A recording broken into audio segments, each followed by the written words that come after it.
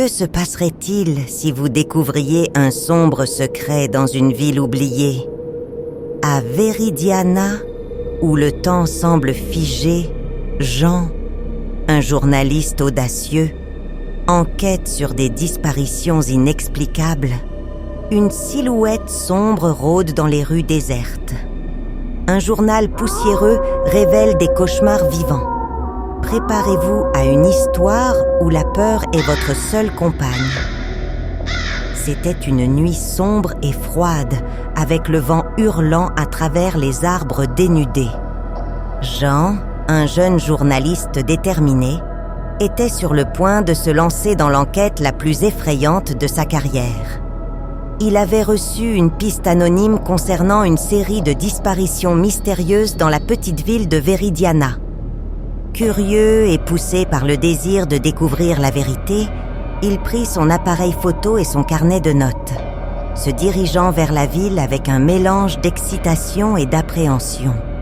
À son arrivée à Viridiana, Jean remarqua immédiatement l'atmosphère sombre qui planait sur la ville. Les rues étaient désertes et les rares personnes qu'il voyait semblaient l'éviter, lançant des regards furtifs et méfiants. Déterminé à ne pas se laisser intimider, il se rendit au centre de la ville où il y avait une petite place avec une vieille fontaine en pierre. C'est là qu'il rencontra Donna Rosa, une vieille dame connue pour connaître tous les secrets de la ville. Donna Rosa, d'abord réticente à parler, finit par céder à l'insistance de Jean. Elle raconta que, il y a de nombreuses années, une jeune fille nommée Anna avait mystérieusement disparu. Selon elle, Anna était une fille douce et aimée de tous. Mais il y avait quelque chose d'étrange dans sa disparition. Toute la ville l'avait cherchée, mais n'avait jamais trouvé aucune trace. Intrigué, Jean demanda plus de détails. Donna Rosa révéla que, peu avant la disparition d'Anna, une silhouette sombre avait été vue rôdant dans la ville la nuit. Cette silhouette, décrite comme grande et encapuchonnée, émanait une présence maléfique qui glaçait tout le monde. Après la disparition d'Anna, la silhouette ne fut plus jamais vue, mais les disparitions continuèrent, alimentant les peurs et les superstitions des habitants. Jean décida de visiter la maison où Anna vivait avant de disparaître. La maison, maintenant abandonnée et en ruine, se trouvait à la périphérie de la ville, entourée d'une forêt dense. En entrant dans la maison, il sentit un frisson lui parcourir l'échine. Les murs étaient couverts de moisissures et les meubles étaient recouverts de poussière. Cependant, en explorant le deuxième étage, il trouva quelque chose d'étrange. Une chambre qui semblait avoir été laissée intacte, comme si quelqu'un y vivait encore. Au centre de la chambre, il y avait une petite table avec un journal poussiéreux. Jean ouvrit le journal et commença à lire. Les dernières entrées d'Anna révélaient un sentiment croissant de peur et de paranoïa. Elle écrivait sur des cauchemars terribles et la sensation constante d'être observée.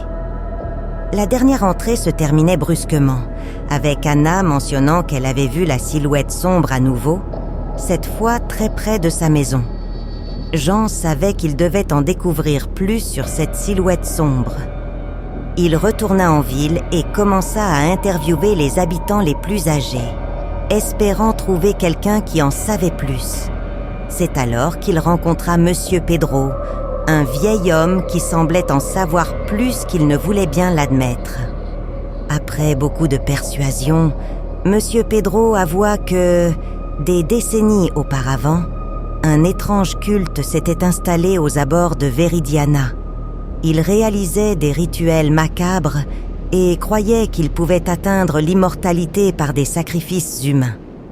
Selon Monsieur Pedro, le culte avait été démantelé par la police après une série de dénonciations, mais beaucoup croyaient que certains membres avaient échappé et continuaient leur pratique en secret.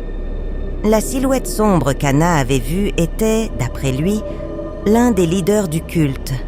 un homme qui avait fait un pacte sombre le maintenant prisonnier entre le monde des vivants et des morts. Déterminé à révéler la vérité, Jean décida d'explorer l'ancienne base du culte, maintenant un amas de ruines cachées dans la forêt. Il partit au crépuscule, équipé d'une lampe torche et de son appareil photo. En arrivant sur place, la sensation de malaise s'intensifia. Les arbres semblaient se refermer autour de lui, comme s'ils essayaient d'empêcher son passage. À l'intérieur des ruines, Jean trouva des symboles étranges gravés dans les pierres et des restes de bougies, utilisés lors des rituels. Soudain, il entendit un bruit derrière lui et se retourna rapidement, illuminant l'endroit avec sa lampe torche. À son horreur, il vit la silhouette sombre debout là, l'observant. L'air autour de lui devint glacial et Jean sentit une vague de terreur envahir son corps. Il tenta de reculer, mais ses pieds semblaient collés au sol. La silhouette commença à s'approcher lentement et Jean, désespéré, se rappela des paroles de Monsieur Pedro à propos des rituels. Dans un acte de désespoir, il commença à réciter à haute voix les mots qu'il avait lus dans le journal d'Anna, espérant qu'il repousserait le mal. La silhouette s'arrêta, hésita un moment, puis disparut dans l'obscurité, laissant Jean seul et haletant. Il savait qu'il avait survécu de justesse, mais aussi que le danger n'était pas complètement passé. Déterminé à exposer la vérité, Jean retourna en ville avec ses découvertes, décidé à alerter les habitants et à chercher plus de réponses. J'espère que vous avez aimé cette histoire effrayante. Si c'est le cas, abonnez-vous à la chaîne L'Antre de la Peur pour ne manquer aucun conte d'horreur. Nous avons de nouvelles vidéos tous les jours. Alors cliquez sur le bouton d'abonnement et activez les notifications pour être le premier à regarder. Et si vous voulez plus de frissons tout de suite, ne manquez pas notre dernière vidéo.